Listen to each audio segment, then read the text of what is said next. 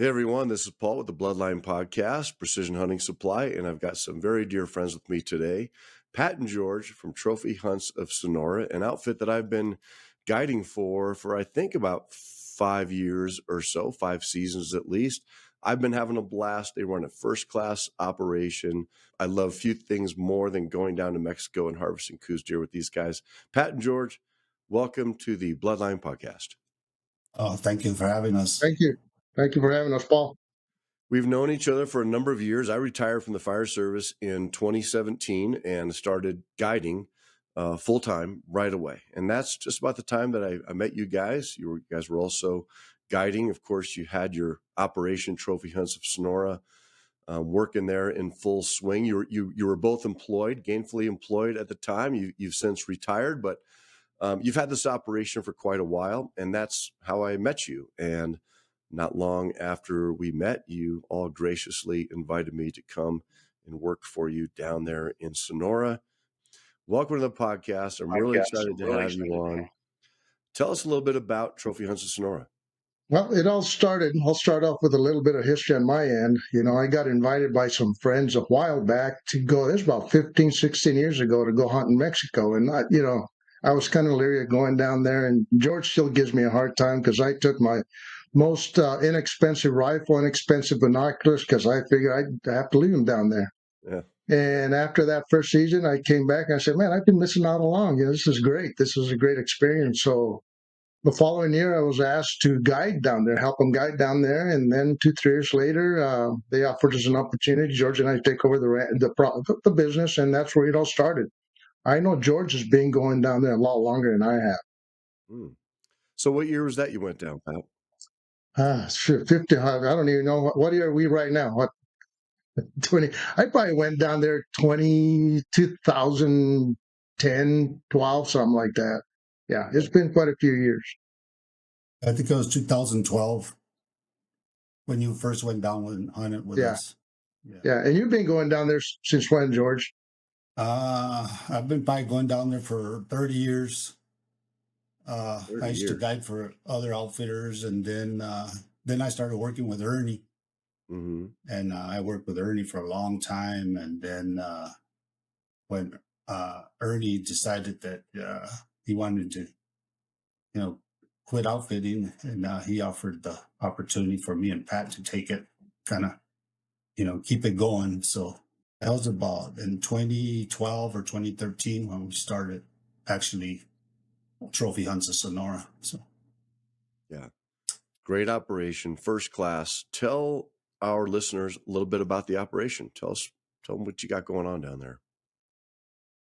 Well, when we first started the business, George and I, we had approximately, George, 20, maybe 20, 25 clients, 30 clients. We were going to do it just to go and get some binoculars, have a little bit of fun, go on hunt here and there. And we kept it at that level probably for 3-4 years. And then it increased to 30, 35 hunters and 40. And we sort of leveled off at like 40, probably 40 hunters. And I was trying to penetrate or pierce the market, the Western Hunting Expo in Salt Lake City, and I called them up there, put myself on. We put Trophy Hunts of Sonora on a waiting list so we could go get a booth up there, market the product. And then COVID hit, and they didn't have the show for a couple of years. And George and I had a conversation that maybe we should. They offered us a booth up there, so we decided to set up a booth. And I told George, he was still working, had just retired, so it was pretty good. Me retiring, him working was that's okay. Yeah.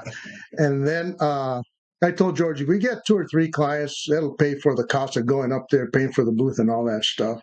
Well, our first experience up there, and I probably saw you up there, Paul. In a matter of 3 days, we booked 31 hunters up there in Salt Lake, and it's taken off from there. It's been an incredible journey. I mean, it's been fun. It's been a lot of fun.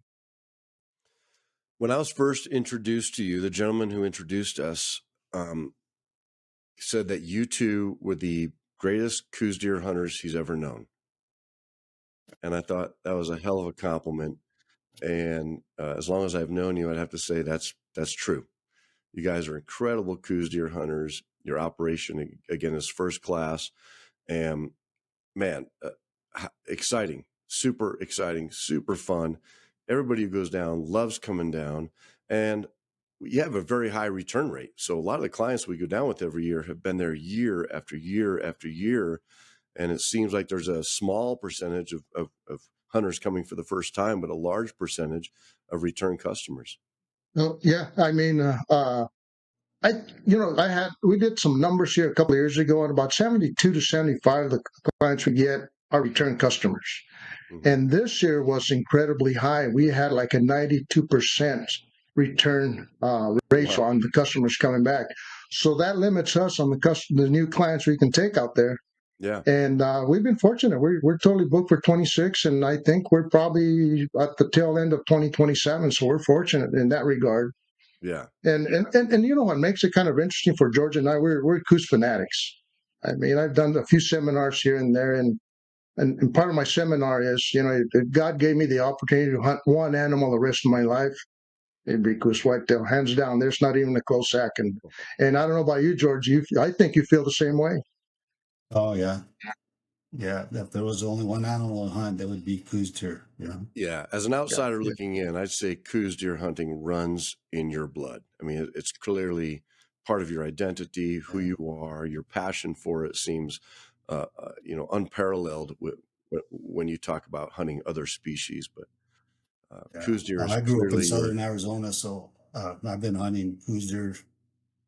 Dad would take us. I mean, as soon as we could keep up with him in the hills, he would let us go. So I can't remember not ever hunting Coues Deer. And maybe 1 or 2 years out of all the years that I've hunted, that I've been hunting, we hunt mule deer a couple of times, but uh, it's not as fun as hunting Coues Deer. Always It's Coues deer. really a great challenge, and they're just I think the greatest animal on earth to hunt. You both have pretty impressive resume when it comes to Coues deer hunting, whether it was personal or for clients. And I'd like each of you to talk for a second and just tell us about, a few of the biggest or most exceptional bucks you've been a part of over your lifetime. Sure. Well, this year we had one of the other guys, Ernie. What did he score? What did that buck score? Right at 140. Yeah, Phenomenal buck, man. I 139 mean, and a half or something. yeah. Yeah. I mean, it's just incredible. Yeah. And Paul, you were part of this when Jason killed that big non-typical. He's right at 134, a little over 134, and Mhm. obviously my son found him one previous evening. Remember, I don't know if you were with us that evening, and I can't remember what the circumstances were, but we went out in glass, and you picked him up right away. And I mean, you're the one that set up Jason, and he harvested that buck. It's an incredible. It's a buck of a lifetime. That was a fun story. And that's a Yeah. story that I tell in all of our shooting schools because an incredible buck, right? And yeah, Patrick located him the afternoon before. We set Jason up on that buck. I want to say we were about 500 yards out or so. And the buck never appeared again. He went behind some brush and we lost him. And dark came. So we went back out the next morning to get back on him. And yeah, fortunate to relocate him the very next morning, and we finally got Jason a shot. That was 678 yards. The fun thing, the part that I share in our shooting school is, you might recall, Jason kind of blew Yes. me off that morning. He didn't want to get prone, and he didn't want to do No. things my way. I was trying to help him, and he said, if it's all the same to you, I'm just going to do things my way, which for him meant sitting in a chair with a shooting stick, shooting at long distance. And and I know that just doesn't work.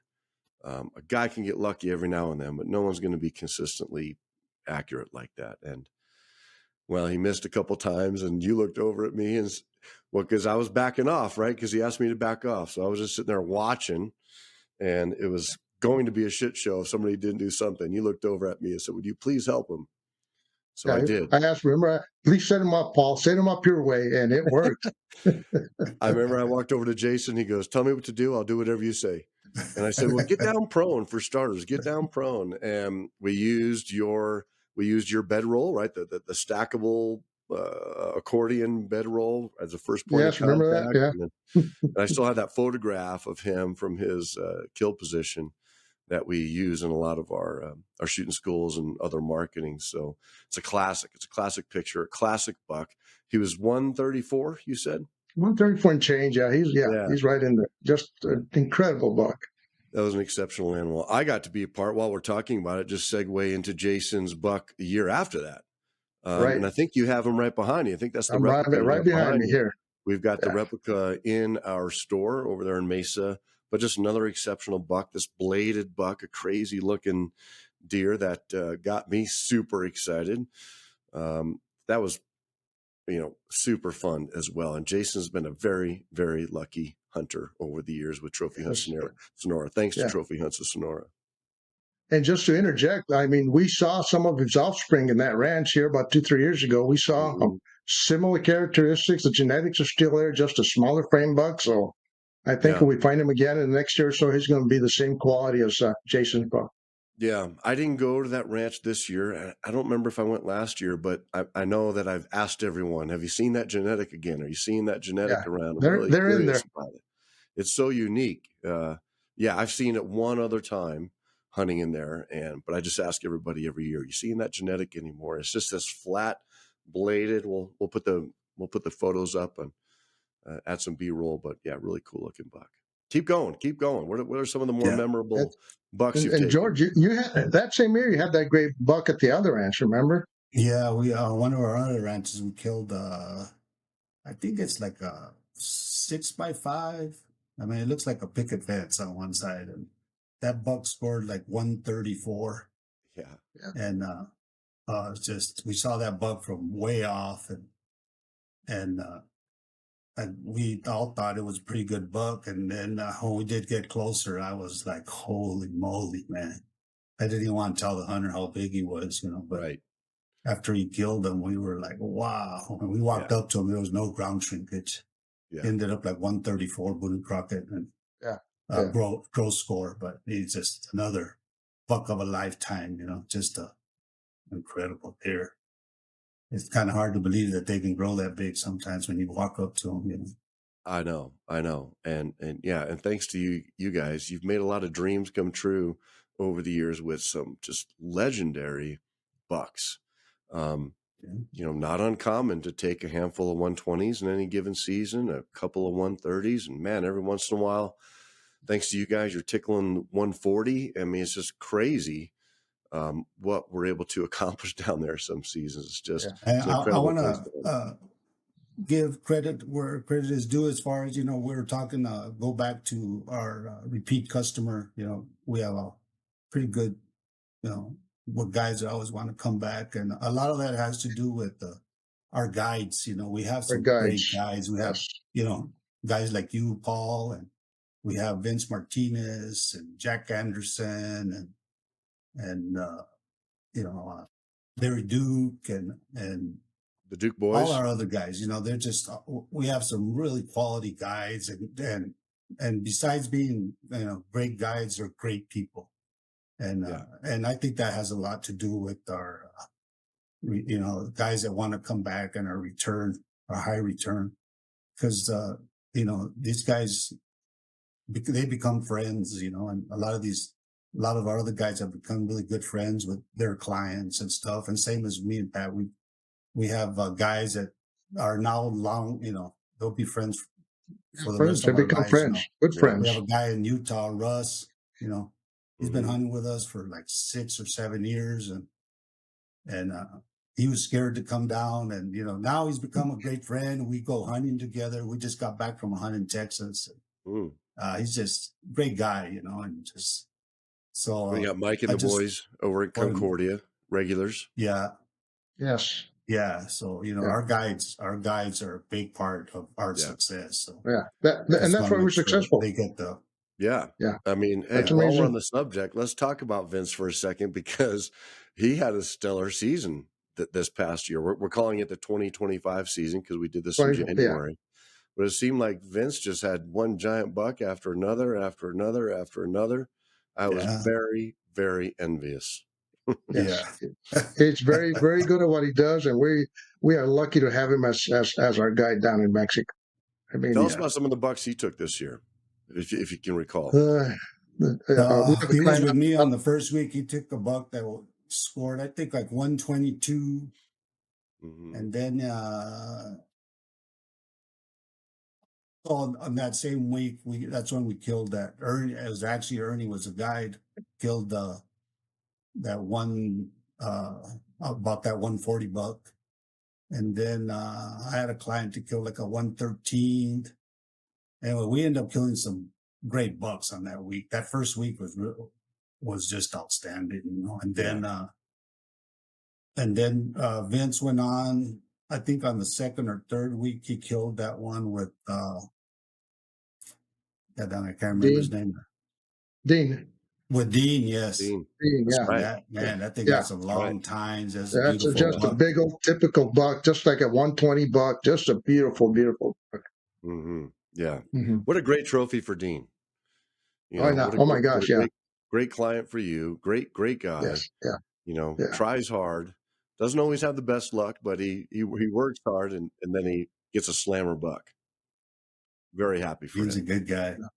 He's a good guy. You know, Yeah, he's a he's great become guy. a great friend also. And Oh, yeah, we did a yeah. hunt in Kansas with him last Mm. year. Yeah, he's a good guy. And like George touched on this, you know, the guys that we have, they're all Coues fanatics. They all love chasing and hunting Coues, you know, and it's in their blood.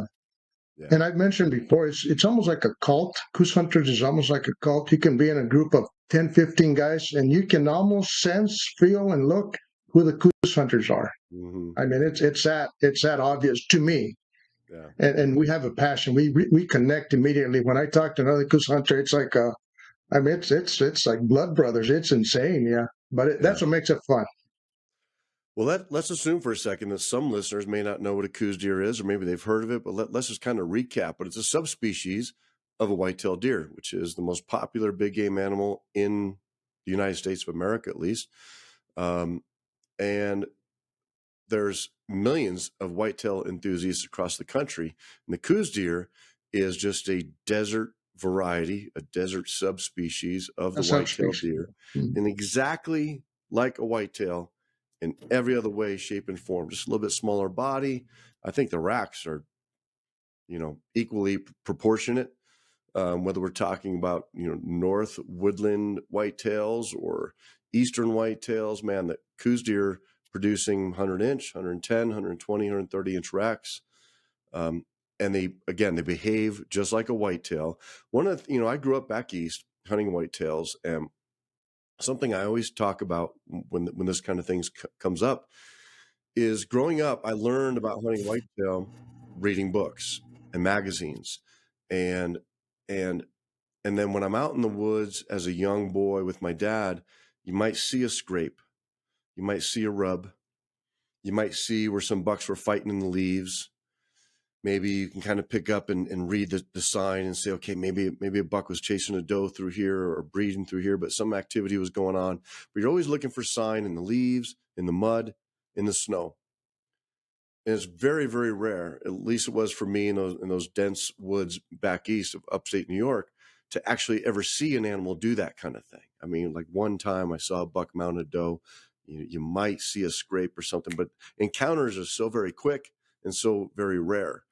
Whereas here, all these behaviors that I loved and I imagined in my head, rubbing a tree and making a scrape in the ground, and all these whitetail behaviors that I was only reading about in books and magazines, I got to see. Once I moved out west and started hunting Coues deer with good optics, I was now observing all this behavior that I could only theorize happened in the forest before. So now I'm seeing the chasing, I'm seeing the breeding, I'm seeing the fighting, I'm seeing them make rubs, make scrapes, and all that cool stuff that whitetail do, man. It's on full display every single day, all day long, and it's out there happening on these giant ridges, and it's beautiful, it's spectacular, and I love the whitetail deer like you do. But I guess I bring this up because we have millions of whitetail enthusiasts across the country, and many of them get fixated on giant racks. But man, the Coues deer, even though it's smaller in stature, it's not going to be a 200, 250 pound animal. And he's probably not going to be in the 170, 180-inch range, but he's magnificent and spectacular in his own way. Yeah, he's a majestic animal. I'd say a mature buck away, he'll top out at 110, 115. And that's a mature That's buck. That's a mature buck. 5, Yeah, 6, 7-year-old yeah. buck. Yep. And it's the only animal that you'll be out there sitting glassing, find them in your binders or spotting scope, and you turn around and to discuss, tell a client or a friend, I have a buck here, and you turn back and he's gone. And you were just there 2-3 seconds before, but you keep looking, he's still standing in the same spot. He just stopped moving. And like Coues whitetail you find the geographical area is southern Arizona, northern Sonora, and parts of Chihuahua, and a little sliver of New Mexico. And that's Mhm. predominantly where you find the Coues whitetail. Yeah. And most of our listeners know this, but some may not, especially those who might be thinking about taking a Coues deer hunt with you out west. They're called the gray ghost, and they're called the The gray gray ghost for ghost of the desert. the reasons And you were that's, just mentioning. You yeah, could be, they earned that name. They're tough. yeah, you're right. You could be looking at them 1 second, and the slightest distraction, you take your eye off them and go back. You're like, shit, Yeah, I know he's right there. I can't see him. They blend in so yeah. well. They're very well camouflaged, and their movements are small. Their movements are small and dainty. If they're feeding, it's all really slow Yes. movements and Very methodical looking process. around. Yeah, Yeah, yeah. fun animal to hunt. We've been hearing a lot this past year, being an election year, about the border. A lot of news, a lot of discussion about the border. And even the last several years, there's been a lot of talk and a lot of concern about the safety at the border. Certainly something I get asked quite a bit. But why don't you guys tell our listeners, quell any concerns people may have about traveling to Sonora, Mexico, what it's like to cross the border? It's easy to do because the first we do when we get a client, we'll send them a packet of information, obviously, the contract and release of liability, and then firearm information. We do all the paperwork in Mexico so they can cross their firearm into Mexico legally. And I guess I use this as a loose term, but we grab you and we hold you, and we pass into Mexico as a group. We go through all the required checkpoints. First of all, U.S. and Border Patrol or U.S. Customs and Border Patrol here on the U.S. side, and then we hit the military checkpoint in Mexico, and that's a process. Everybody's intimidated because you got the military out there. Mm-hmm. And no, we never had an issue, and we take the clients all the way to the ranch, and we bring it back safely. So far, we haven't lost any single client, so that's a good thing. Yeah. Right. George, you might want to add to this. You've been down there a lot longer than I have. Yeah, I've been going. Well, like I said, I've been going down there probably for 30 years, and I've never had any big issues, or anything that I even that scared me or anything. I've like we say, we go down as a group, and we also have people that are from Mexico. A lot of our people that work for us are from Mexico, and uh and and they're all with us all the time. They're Right. they're with us from the border all the way to the ranch, from the ranch back to the border. If we have any issues, they're the first ones to step up and start the conversation. What's going on and stuff. But we really never had any issues. So thank God. And uh but yeah, no, it's like anywhere, you know anywhere in the world. I guess things can happen, but you know it's relatively safe. It's safe. It's And, safe down there. Yes. yeah, What's it's interesting is when you have a first time client. I mean, he'll stay with one of us the whole time. I mean, he'll be our shadow. Second time he goes down there, he's a little bit more confident. By the third time, man, he's talking to the military. He's doing Yeah. all the paperwork. So Talking it's kind of cool Spanish. how the confidence level just goes up. Yeah. yeah, Yeah, for sure. yeah, You realize it's not that intimidating. It kind of can be the Exactly. first time Yeah. because you're going across a border, and like you said, Mexican officials wear camouflage, and they carry Mhm. semiotic weapons, which to us looks militaristic, but looks like Yeah. several branches of their government wear camouflage and use automatic weapons, but they're good people. They're fun. They're polite, and it's just the way it is down there. It's just a different place. Yeah. We, so you talked about the permit process. I get people asking me all the time, how do you get a firearm down there? Well, it's easy. You fill out a permit, you put all your numbers, your serial numbers for your gun and for your optic, and that gets submitted to the Mexican government. And by the time that we cross, the Mexican officials bring us that documentation, or I'm sorry, you guys have that documentation. And the Correct. Mexican officials just come and verify that the numbers we provided are exact the serial numbers on our firearm and our optic, and they verify and they let you go. If you And go, they sign it. Yeah. I often Mhm. joke that there's more hassle dealing with the Americans coming back. Everybody thinks dealing with Mexico is the problem, but it's like we get just as much hassle from Yeah. the Americans, But Mhm. really, it's easy both ways, right? So when you're going out of America, you stop and check your firearms out of the United States. We go a little bit farther into Mexico. We check our firearms into Mexico. Easy. On the way out, we're checking our firearms out of Mexico and then stop in the United States and check them back in the United States. So it's a process, but it's one that's pretty simple. And I always tell people this too. January at the border, it's full of gringos. It's full of Americans going down to go Coues deer hunting. It's all hunters and side by sides, and that's what everybody's going down for, that one thing. So there's safety in numbers, or at least you feel a little bit more confident that everybody's going down there doing the same thing. There are literally thousands of hunters going down to do it Yes. as well. And you touched on something else very important, and that is the people that assist us and support us on the Mexico side are all locals, and they're very well ingrained in the local culture and the politics, and they know everybody, and everybody knows everybody. So I've always felt very safe that we're with good people, locals, people who know people who know how to take care of business. And we've never had a need, never had a need that they weren't able to take care of for us. And they're great people, great human beings, a lot of fun to be around, and I've always felt safe. Yes. There's certain instances where we've had, I don't think it was through their knowledge they took some kind of contraband or something, but we have a safety meeting before we cross and ask them if they have any like handguns. They can't take a handgun into Mexico. Yeah. Ammunition, any kind of other ammunition than your hunting ammunition, that's the only thing that goes across. No Right. empty shells, no empty cases, no CBD products. Since that effect, we just tell them you cannot take across. If you have them now, get rid of them before we cross into Mexico. So we're pretty clear on that with the clients.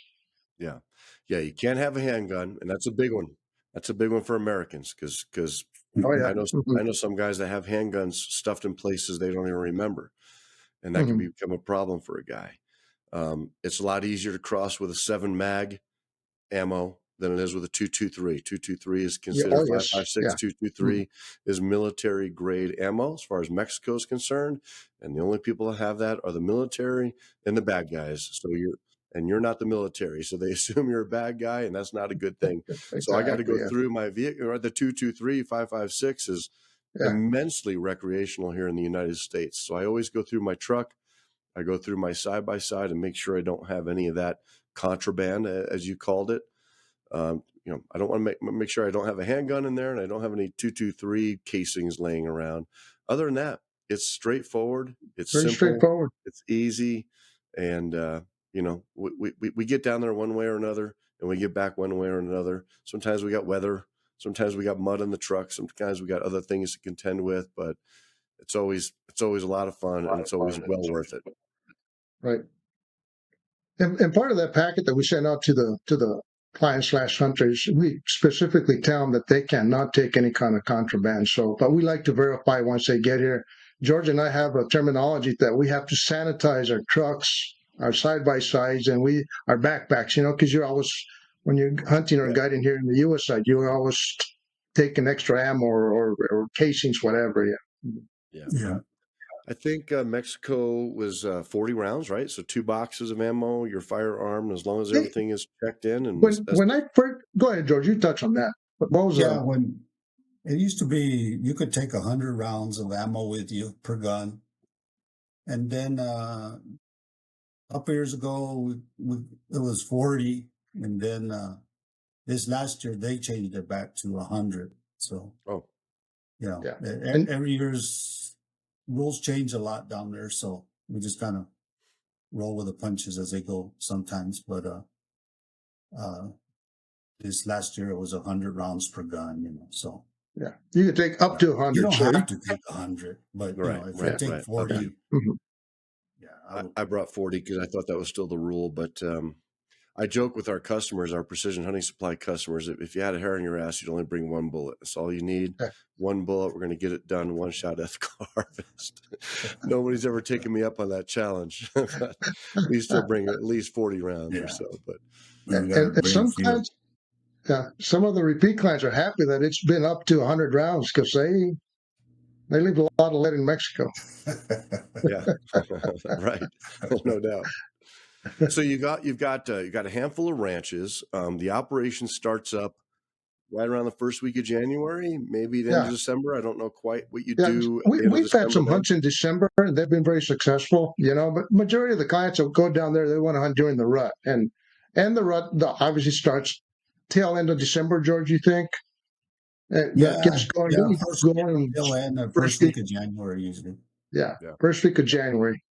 yeah. Yeah, it And the changes every hunts year, but run all through January. There's been years when we go, maybe a few days into February, but for the most part, February. Yeah. January operation. The meat and Yes. potatoes of it is occurring in January, which is a great time for people to go hunting because most rest of the country hunting is over. Most yeah, every other Is state in the over. country hunting is over. So what a great opportunity to extend your hunting season, come out and do a hunt with these guys in January for trophy Coues deer. And I don't think we've mentioned yet, but these are giant private ranches. Yes. So I often describe these hunts as a gentleman's hunt. We've got huge tracts of beautiful terrain, beautiful country, as far as you can see. And we're out in side by sides. We're the only people on the ranch. So, any given ranch, we might have 2 or 3 guides, and each of them has, 2 clients with them. So maybe 3 or 4 guides, right? We've got 8 clients, maybe, but it's just us on these giant ranches. And we're all going around checking all the nooks and crannies for white-tailed deer. You may not see another hunter the rest of the day. If you do see Mhm. another hunter, it's somebody from our ranch. And it's peaceful. It's beautiful. It's you're isolated and you're remote. So you get all that feel of a backcountry hunt, but we're going out in the comfort of a side by side. And many times we're harvesting from the roads or very close to. So um, I would. to me, it's special in every way, but I often refer to it as a gentleman's hunt. Yes, yes. I'd say, George, what do you think? About 90% of the coups we harvest in Mexico are from the road, or maybe 50, 100 yards from the road. So yeah. majority I of them would are. probably say, or we Yeah, usually find them from the road, So yeah. Yeah. yeah, a lot of the most of the ranches we have just lots of roads.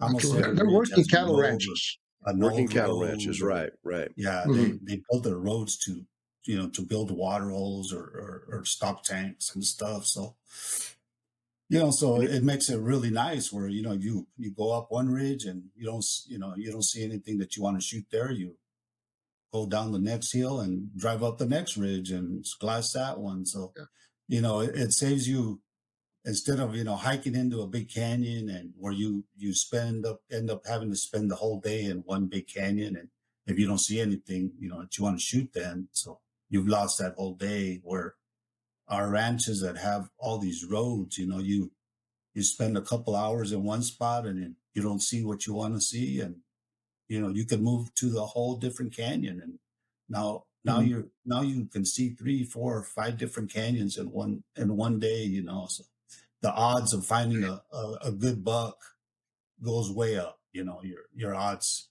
go up the more country you can glass. And we're all using real high end optics, so BTX, 15s, the new 14s, and so and we're it's not just a talking glassing roads. game. So we cover a lot of country. Yeah.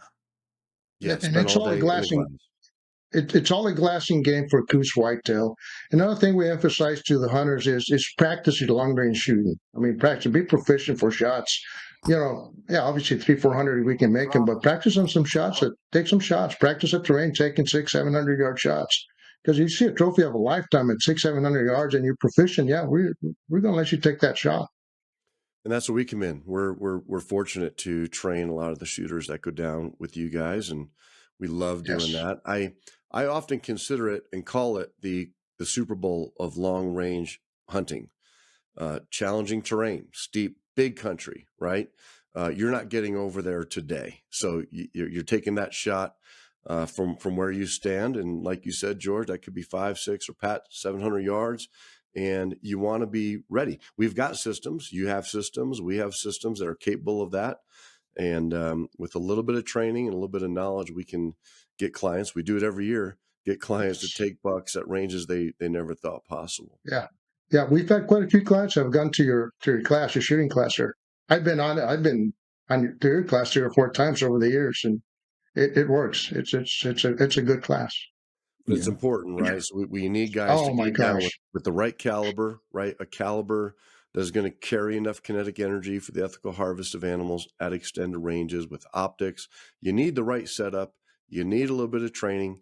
Many times we provide that right there in camp in the Yes. moment, but it's nice. It's nice if a guy can make time, carve out some time to get trained beforehand. You'll just feel Yes. that much more confident than doing it, an hour before we go hunting, but we do it like that all the time.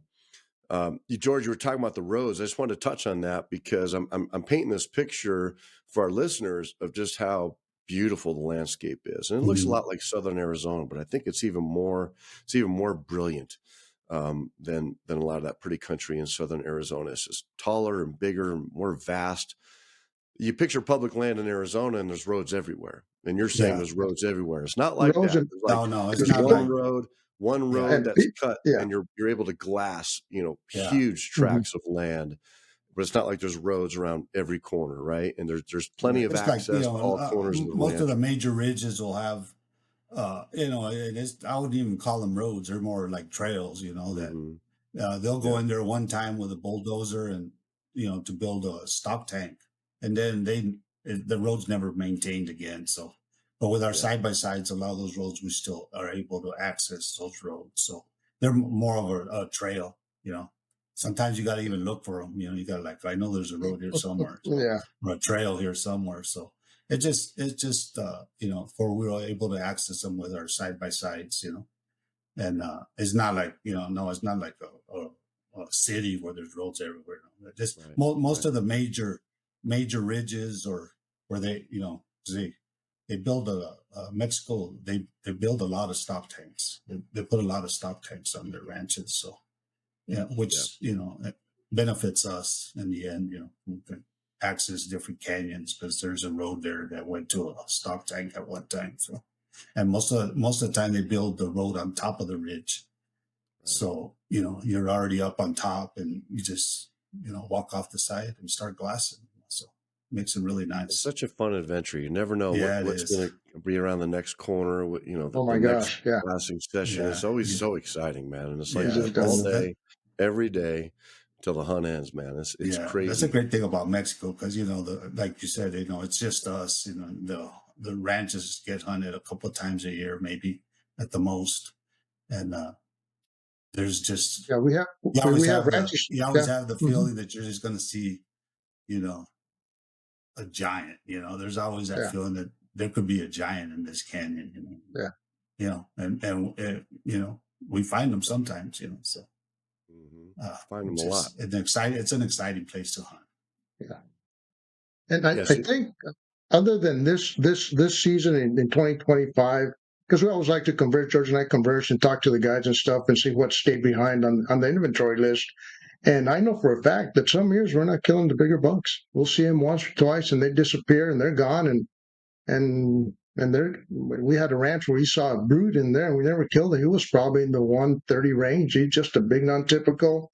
We saw him a couple of times just for a couple of seconds and then he disappeared and we never found him again. So he's still in there somewhere. Yeah. And what makes it neat is the country there in Mexico is rugged, very rugged country. But like George mentioned, there's roads all over the place, and it's rugged. I mean, I don't even like to walk it myself, but we have a great recovery extraction process or system where we hire a couple of guys from Mexico, and they're great guys. One of the gentlemen has become a guide for us. He guides for us, and they go out there and they go extract they retrieve the deer for us, and they're good at that. I mean, what would take me 4 or 5 hours, they can do in 45 minutes. Yeah.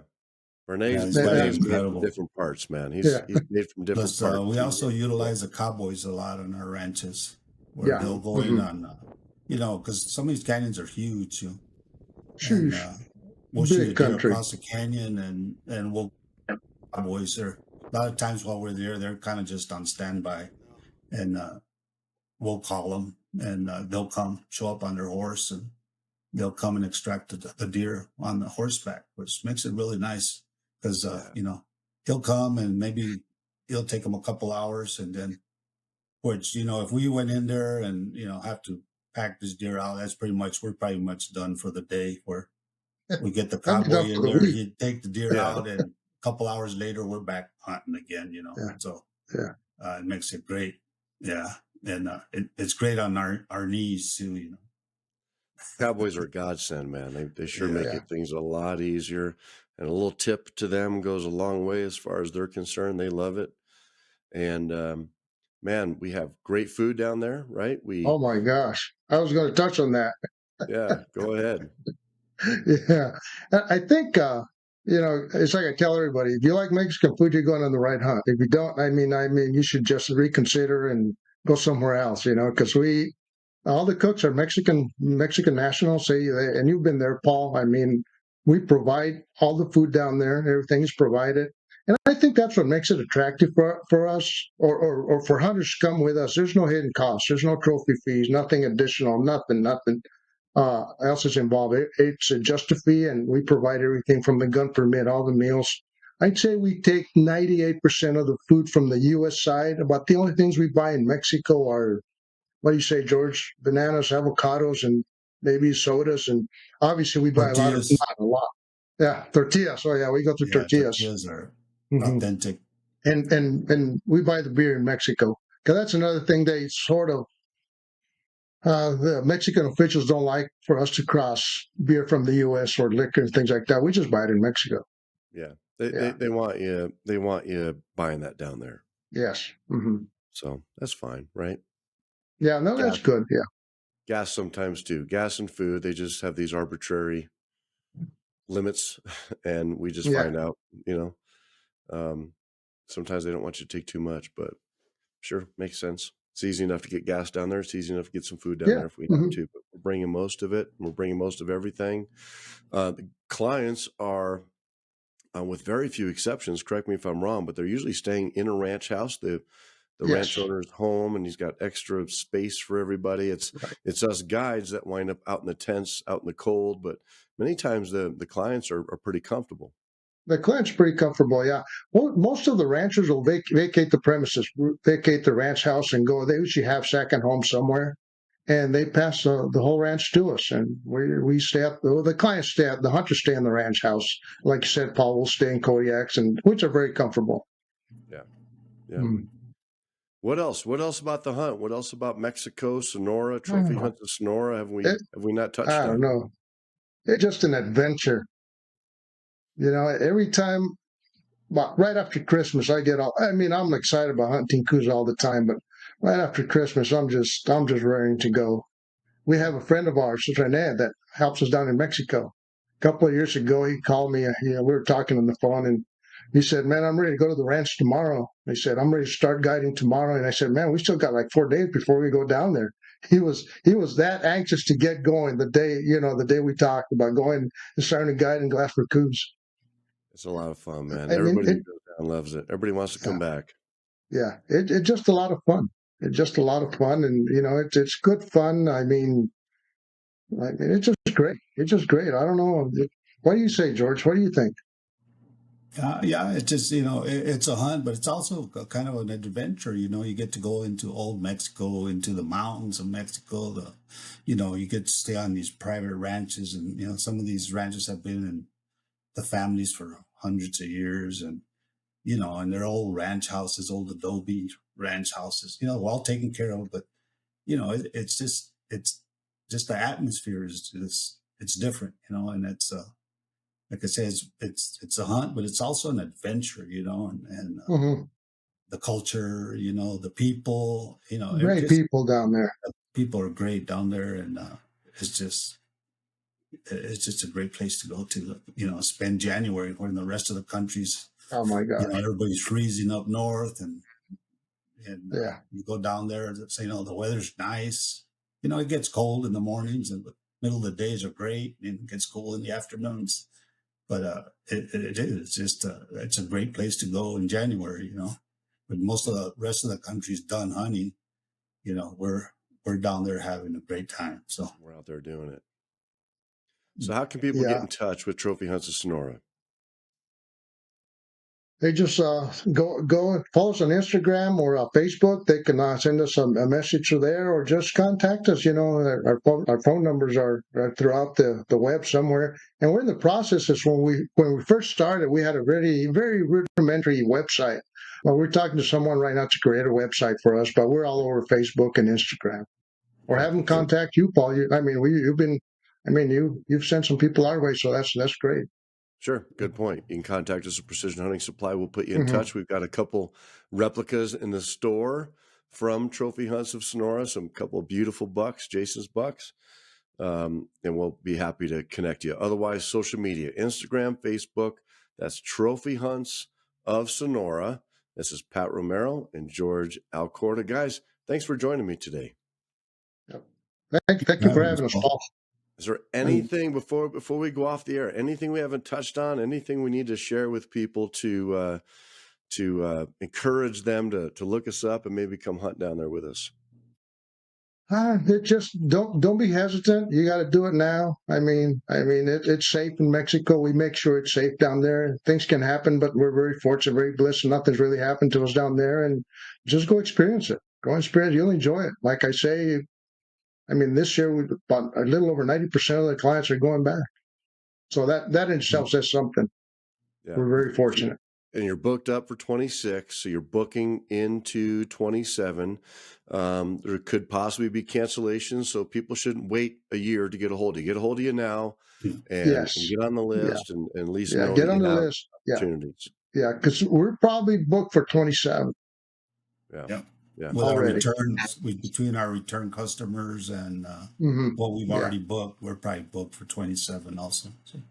And you we're mentioned looking that forward to helping us out again, Paul. Thanks, buddy. Thank you. I appreciate Paul. that. You mentioned that you participate in the Salt Lake Expo every year, the Hunt Expo, so people can connect with you there and actually meet you in person. Yes. Great and show. talk We to you have there great, as well. A lot of fun. A lot of fun. A lot of great people. Yeah, we usually have a lot of our hunters are from Utah. Yeah. And this year at the expo, we had a lot of the guys actually brought their antlers, and then the guys from Nevada brought their antlers so we could show them off at the show. Wow. Yeah. I tell you, our booth was hopping, man. We had people coming just to see that 140 Just to deer. put their hands on an antler, man. Just to see that deer, Yeah. It was fun. It was a lot of fun. All those Utah boys are all 280 Ackley fans. I don't know what happened in Utah. Something happened, and just like a virus, everybody went out and got a 280 Ackley. You meet a boy from Utah, and he tells you he's a hunter. You're like, you shoot a 280 Ackley. Yeah, they had a 280 AI. That's what they have. You know. Yeah, I know. Yeah. Russ has a 280 Ackley. I know. Oh yeah, it weighs about 18 pounds. We've since set him up, and we got him to move. Actually, we did set up his 280 Ackley, didn't we? Yes.